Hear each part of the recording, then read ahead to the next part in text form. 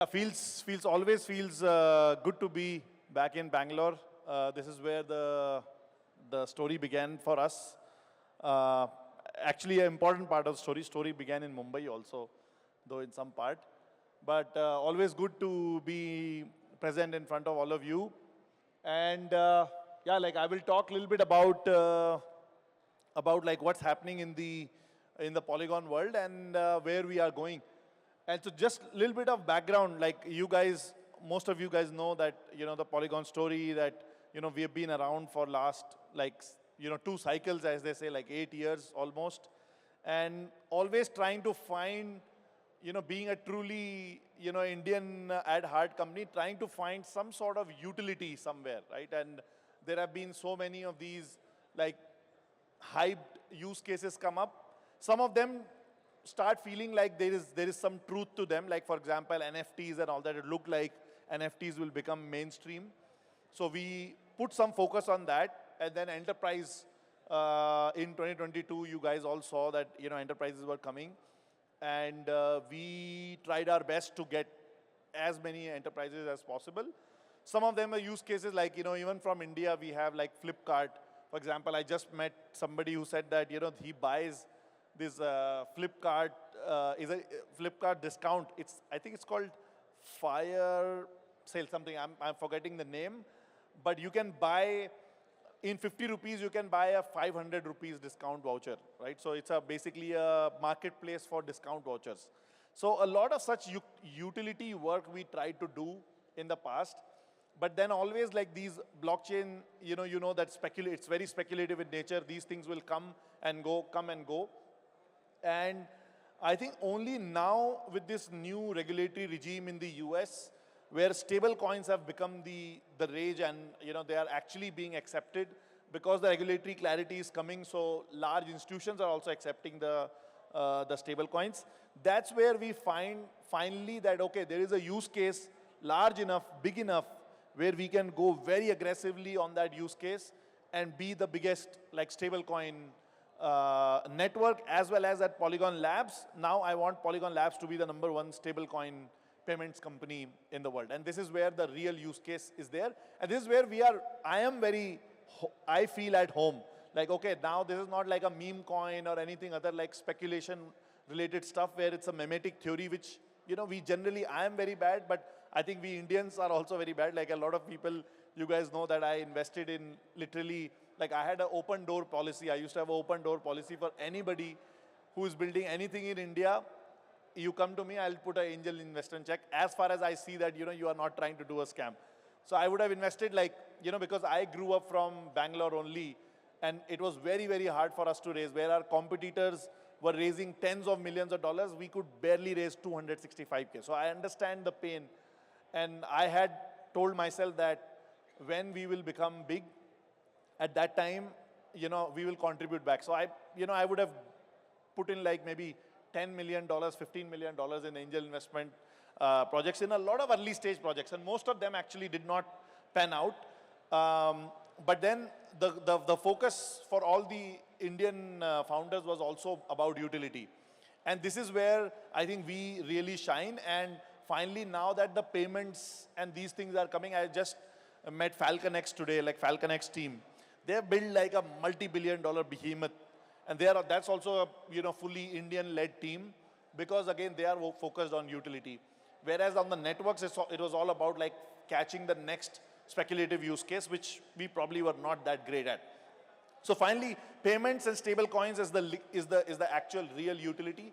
And this is where we are doing all in, kind of efforts from our side. And I'll show you some numbers around that.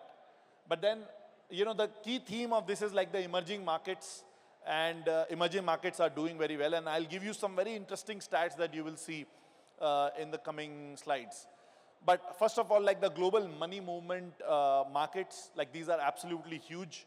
And 2024 was around 194 trillion. And this is growing to $320 trillion.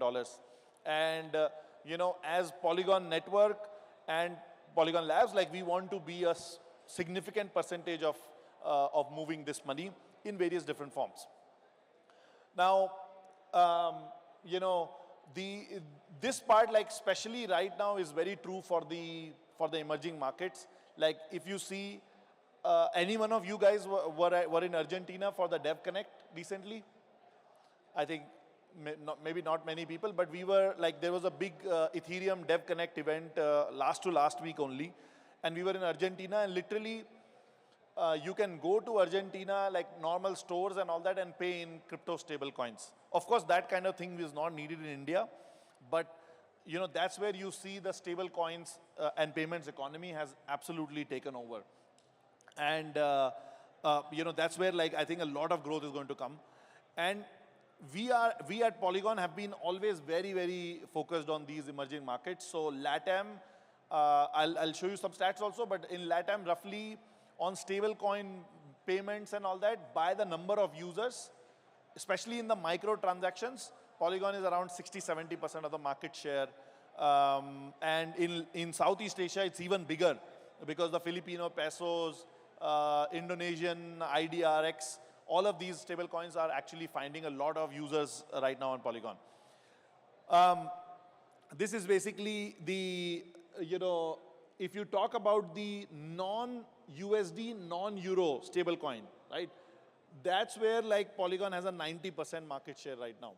And it is like people don't know this story because obviously the token prices right now are not doing great because of like various factors, which is like Ethereum actually had a lot of pressure from Solana back in the day. So, you know, now people started questioning that, is Ethereum going to be the L1? And if Ethereum is probably not going to be the L1, then you know, what will happen to the L2s like Polygon?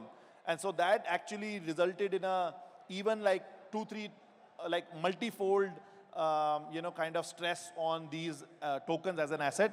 But otherwise, if the tokens were doing great, like some of these stats will be you know, floating around in the market in a big way, right? So another slide, for example, in the APAC stablecoin, like even the DEX volumes, if you see, we have like 70–80% market share. Similarly, the largest share of you know, transacting addresses on local stablecoins, again, very large part is Polygon, and that is like also a large part is taken by Cello, which is in Africa. But if you remove that, then that percentage will look even bigger. So the key idea is that we are seeing a lot of traction in the emerging markets, especially you know, people using Polygon. And you know, like the need of the people, for example, for Polygon is very clear. And what should we do in India? Because a lot of these things are not possible in India because we have a very strong regulatory regime, and obviously we don't want the dollarization of our economy. So what we have been doing in India is basically trying to build this trust, right? So you know like Firedrop. Sorry, there's 6 million users on Flipkart's Firedrops actually, and there is actual utility somehow. Maybe like we have not been able to market. Flipkart has not been able to market it that well. But that's a very interesting, you know, kind of use case which we think that real utility can actually float. Similarly, Jio.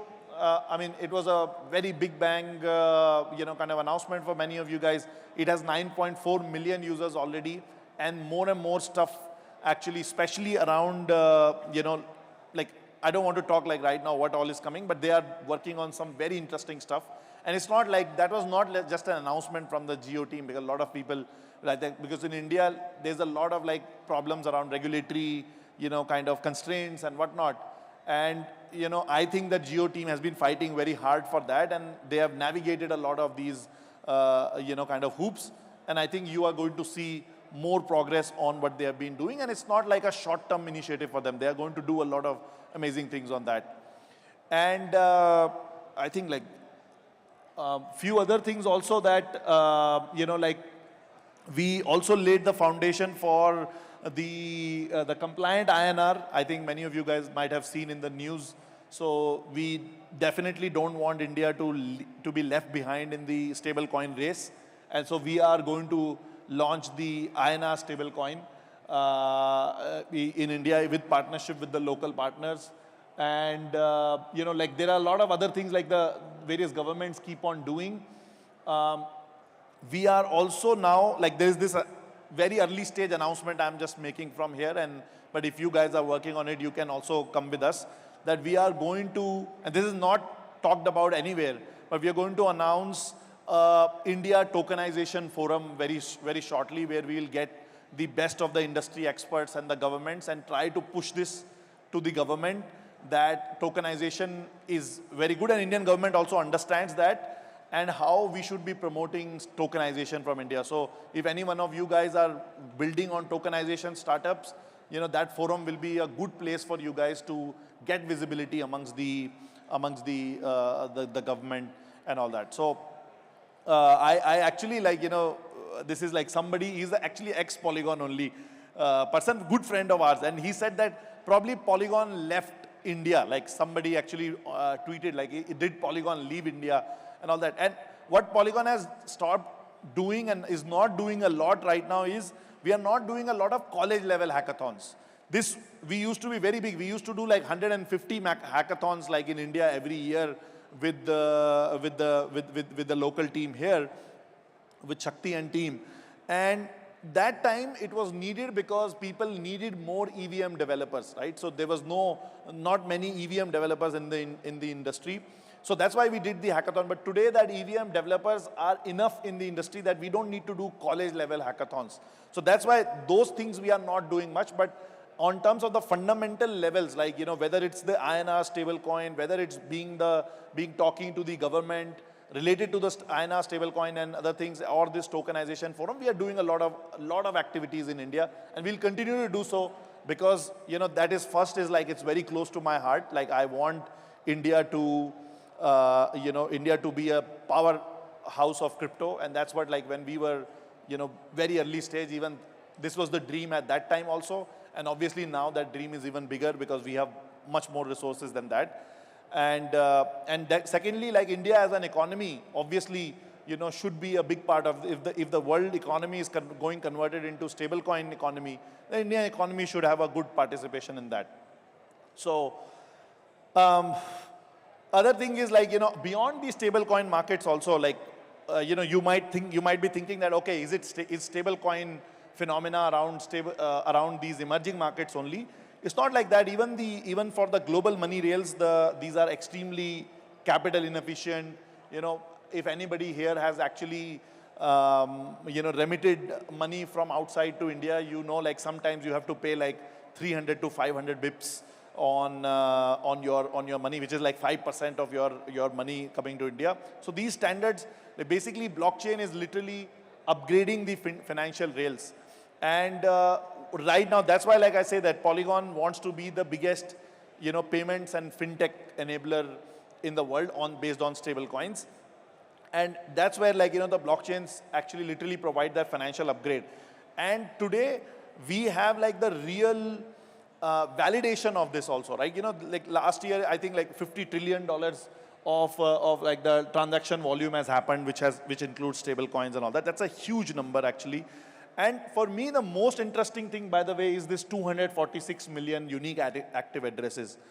Why I say that is that in the tech industry, any technology that surpasses 100 million users is generally considered to have crossed the chasm, and that, that technology is now going to become mainstream. And so 246 million addresses, even though you count like a lot of institutions, you will say that, have multiple addresses and all that. So even if you take like, do the number like almost like, reduce it by 60%, even then you are somewhere around that 100 million mark, which tells me that, the crypto industry is now finally going mainstream. And that's the part, like this is primarily around stable coin usage. The speculative part of this crypto industry is still pretty low, especially the on-chain speculation. I should not say, like the off-chain exchange level speculation is very big, but on-chain market is very, very small. So, but then stable coin usage is becoming bigger, which is a very good sign for us. And obviously, it's been like, for the whole industry, it's been like, for all of us, it's been like 17 years. And people now want outcomes, not the technology that, we have this fancy tech, that fancy tech and all that. And I think many of you guys who are on the development side know that we literally spent $500 million in building the ZK technology. And today, like your, whether what we use, which is like the SP1, it's built on Polygon's Plonky 3, or right now, literally, the number one ZK VM, which is the zero proving technology, Zisk VM, that also, was built inside Polygon, and recently we spun it out. So people, but we, even though we have built a lot of like crazy global research level tech, but now we want to focus on these outcomes, not purely like, providing fancy technology. And so the core things that we are focusing on, that, these local payment methods in the geographies, obviously we want to be very legal and compliant, kind of use cases we want to pursue. So that's why, like, you might see, like, many people don't realize that even the USDC for daily active users, Polygon is the number one blockchain, even ahead of Base on that, which, like, arguably it's a US blockchain and all that. But daily active users on USDC are still, Polygon has higher than that. On USDT, also we have like the third highest number of use cases. And the reason for that is, I think, like, it's a very large user base, so it's hard to see. But what I think is, the reason for that is that on Polygon, generally, compliant use cases are preferred. Like, people use Polygon chain to use a little bit of compliant use cases. A lot of other use cases where they are like kind of in the gray area, they end up using other blockchains. Like, for example, Tron is really, really big on that. And, that's a fair use case. But I think, like, Polygon, people are using a lot of fair and compliant use cases. Then, obviously, in some of these geographies, including like Africa, LATAM, and Southeast Asia, the access to dollars is a very big, important part. For fintechs, this, faster settlement, 24/7, like, we don't realize that even the biggest of the financial companies in the world, they struggle in maintaining liquidity on the weekends. Like, we have so many of these large financial companies, they come and they are happy to take loans for Friday, Saturday, Sunday, like even sometimes to the tune of $100 million, because they need to serve the liquidity, because the current financial system, the banking system, doesn't provide 24/7 movements. And, then some of these other things are, very self-explanatory to you. Then, these are some of the key use cases that Polygon is focused on: payments, fintechs, banks. You're going to hear some of the biggest, like, sovereigns, like sovereign as in country level blockchains coming in, launching with Polygon. Some of the biggest financial brands that you have heard of launching their chains, sometimes their activities on Polygon blockchain and things like that. So a lot of stuff is happening, but the core focus area for us is like around payments and fintechs and BFSI sector. Some of these, like Polygon's numbers, like we have around $3.4 billion in the value locked in the bridge. Then if you include the overall, stablecoin volumes, stablecoin, I think, like, is like around $4 to $5 billion. And you have like we have one of the largest RWA, like active RWA TVL, which is basically it's not like somebody just took an entry from their ledger and put it on chain and say that this is an RWA. These are like active RWAs. I think probably we are still the only chain where you can take a loan against Apollo's ACRED. I think few chains are also now starting to do that. So this is basically some of the higher level numbers, like 5 to 6 billion transactions. And if some of you guys are watching, like, we used to be doing around 2.7 million transactions a day. Now Polygon chain itself is doing around 6 million transactions a day consistently, 5.5 to 6 million transactions. So, and the payment providers are actually very, very extensively using, Polygon for the payments.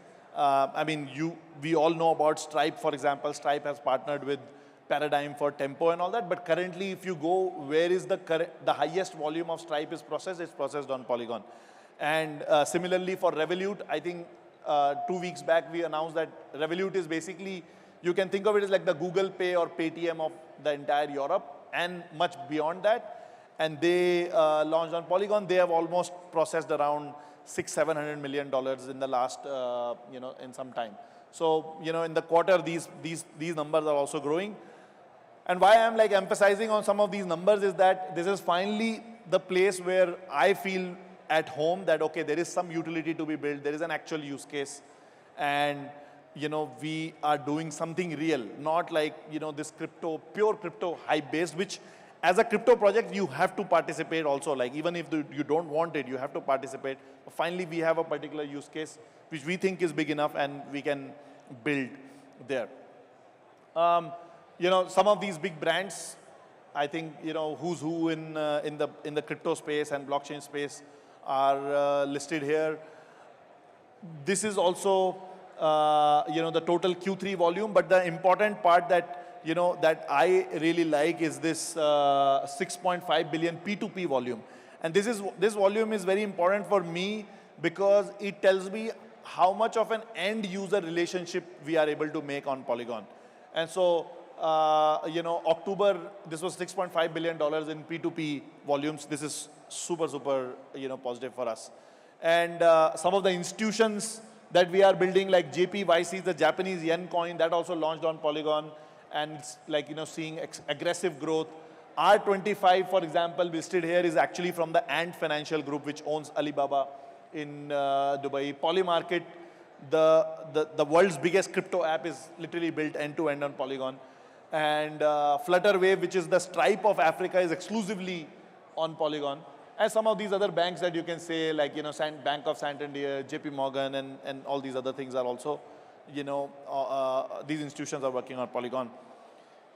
And yeah, like there's a lot of stats around Polygon. Like this is like some of the numbers on Polymarket itself, like $22 billion in volume, especially around the US elections was really big. And now it's going into all sorts of use cases. Obviously this is very early days for us. Like I see some of our Polygon engineering team people also there, like this Polygon POS chain is literally, and we should be really proud that most of our Polygon POS team is run by Indian people, right? And this is like probably built and run by Indian people.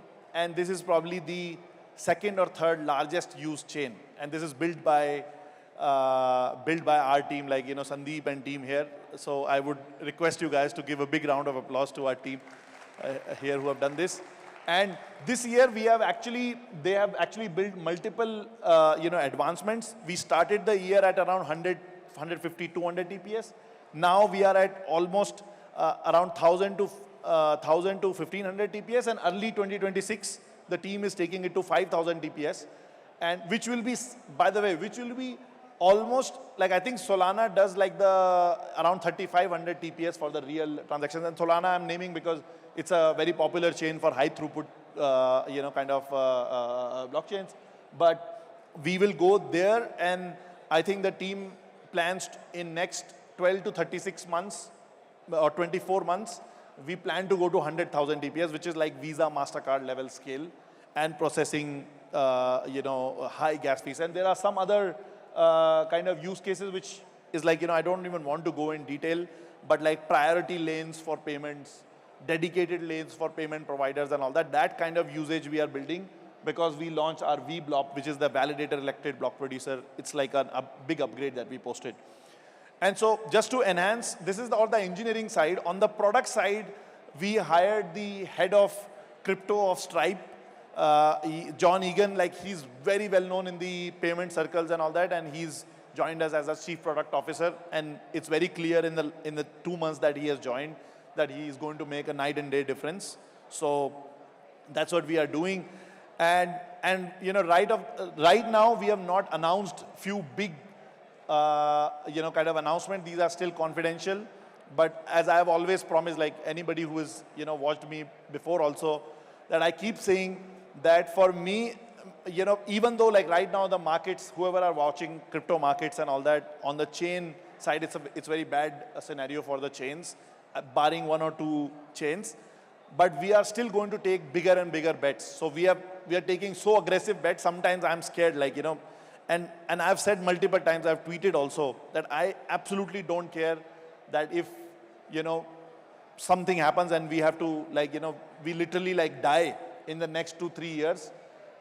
But there is no compromise on we will try to be the leader in the space, like especially like right now the payments, which is one very clear. We want to be the biggest payment network, the biggest stablecoin and payments company for Polygon Labs. And we'll keep taking bigger and bigger steps. Even if that introduces a risk of, like imagine these markets keep going this bad, like we will have severe strain on our, on everything. But you will see in the coming months that some even more aggressive bets we have taken. And all of this we will keep taking because mediocrity is not an option for us. So, like some of this, like last part is like is our Polygon token, Pol token, which is literally like powers all these like 5.9 billion transactions it has powered. It is the one, it is the asset which provides the stability and security to the Polygon chain. So, if any one of you guys hold Pol, like I highly recommend you guys to, stake and participate in the network. And, some of the other things like this Pol basically literally enables, the money movement and like staking yield and so many other things. So that is the fundamental asset that powers Polygon economy. And hopefully in the coming days, we are launching some more features on the Pol token itself. And I've also, by the way, like this I want to do, like I asked on Twitter that should we rename Pol back to Matic? Because a lot of people know Matic only. Like how many of you people know about Matic? Like have you heard of Matic, right? A lot of people. How many people know and have accustomed to Pol? Or you like Pol? You like Pol as a name? Or you like Pol as a name, Sandeep? Yeah. So see, this is a number you can see here, like barely like 3-4 people, because Matic itself was almost like in the crypto markets, is like a bigger brand name than Polygon itself, right? Imagine somebody in Philippines who runs a small grocery shop and they have also traded in crypto. They have no clue that, Polygon migrated to Matic, to Pol or whatever, right? All they see is Matic is not there. So Matic is a very big brand and we should do something about that. So I'm going to do a public poll very soon on Twitter on this and see what community says and whether it's technically even possible or exchanges will even allow it. But if they allow it, probably we'll actively think about that. So yeah, that's a lot of Polygon shilling. Like, sorry guys, like this is like for last 28 minutes.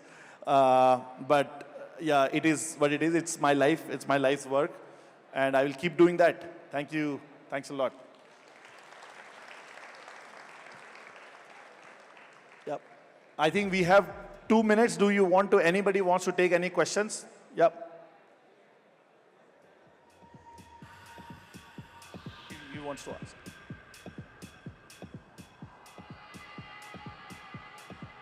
You can ask, I will repeat your question. Ask me. Achha, I can't hear.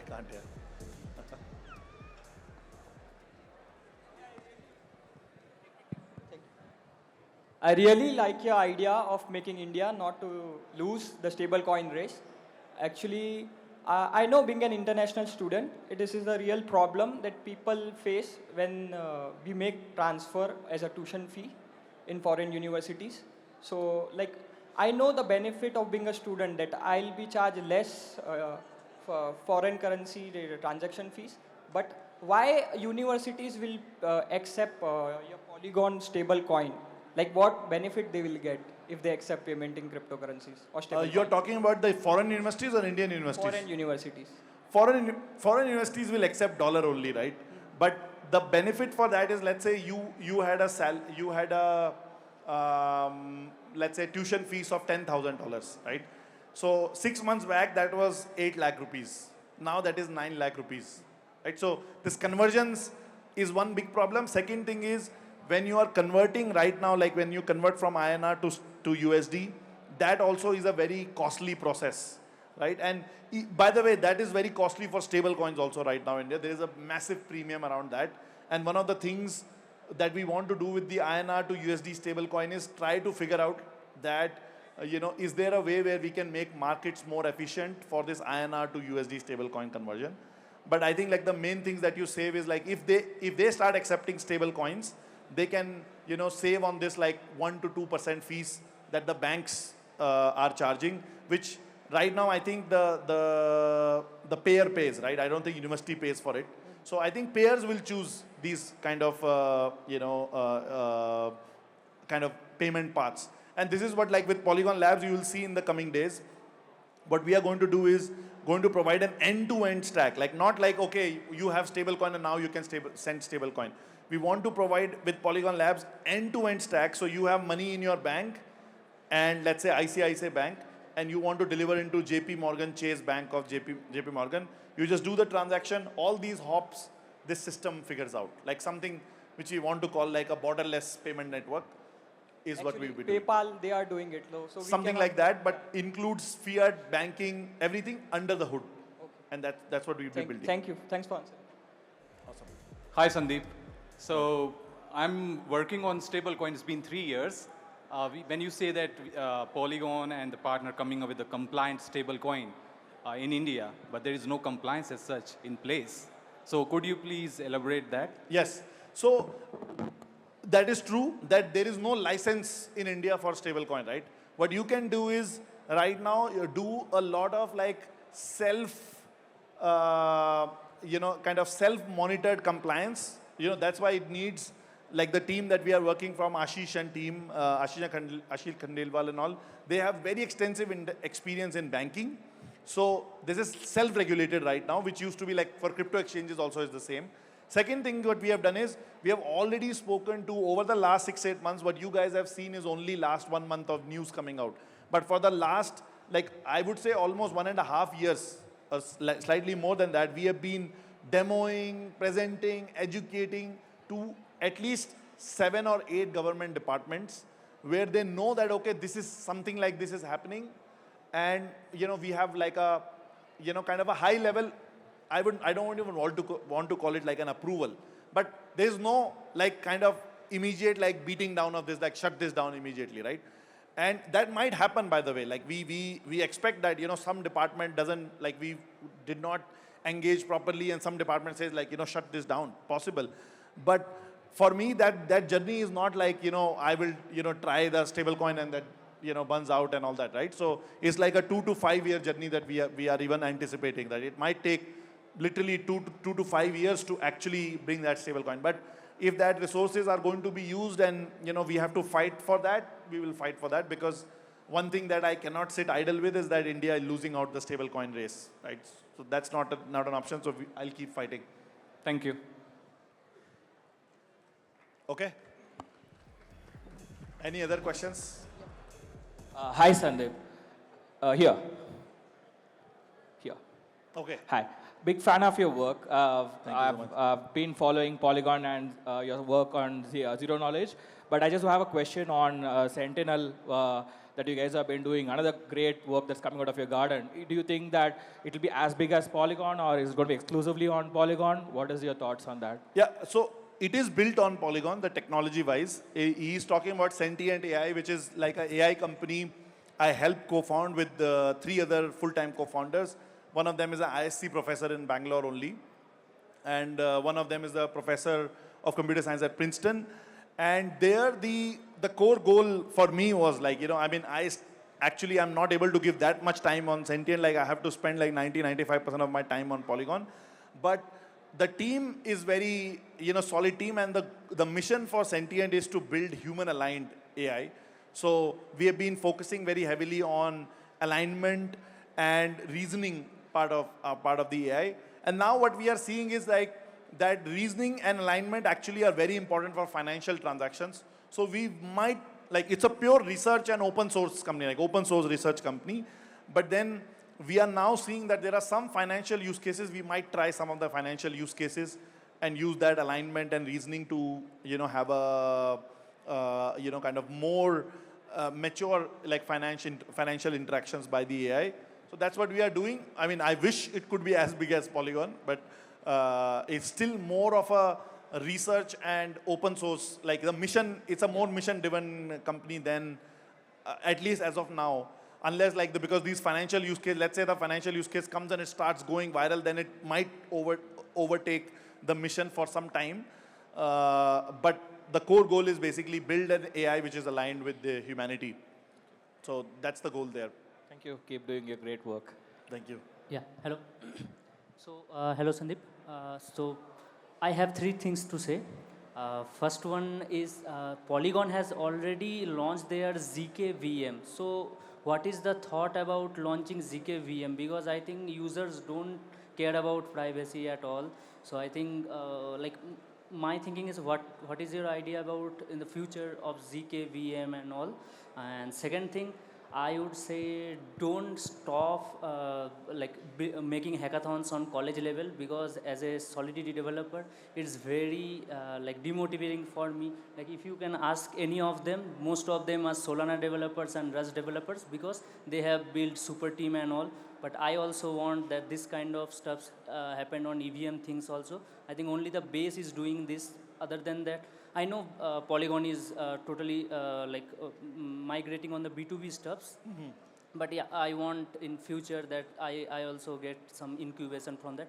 And third thing, you are working on stable coin, but I think in the wallet level, if we do not implement smart wallet and all like gasless payment, if we are not implementing Web2 users freely able to achieve with migrating to Web3 stuffs, then this will not happen. So I am working on building a product on smart wallet like EIP 4337. So if I can get any incubation or any support from Polygon team, then I would love to.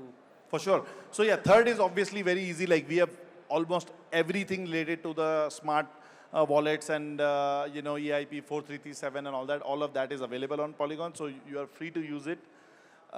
Your second question about doing hackathons. So right now, like we are still doing the global EVM hackathons, but we are not doing a lot of like local EVM hackathons, which Base is right now doing a lot because it's still like early days for the network, and network wants more developers. So I think that's a good kind of this thing, but it's also a very costly and resource draining affair for us.